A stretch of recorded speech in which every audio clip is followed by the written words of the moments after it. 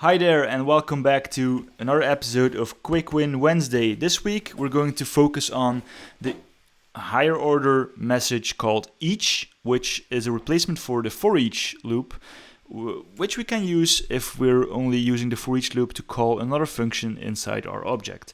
For this project here, we're going to use the one of last week where we replaced the where has with the where relation statement. So let's dive in.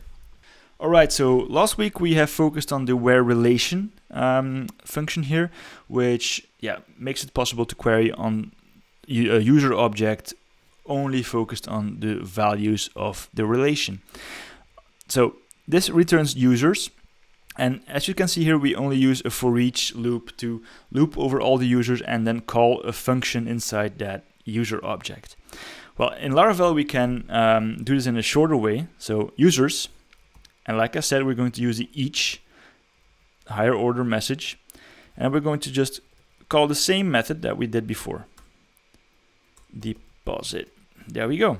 So this is also a bit more readable for me, as at least. Users, each, so each user, we're going to call the function call for deposit. And I'm going to comment this out, and you notice that I have increased the 0 to 10 here. So in the last video we have seen that my own user also has a value of 6. So this will give us 2 users, so myself and the test user that we have created previously. TWB check wallet. Whoops, that's not correct. Wallet. Oh, and it's of course 1.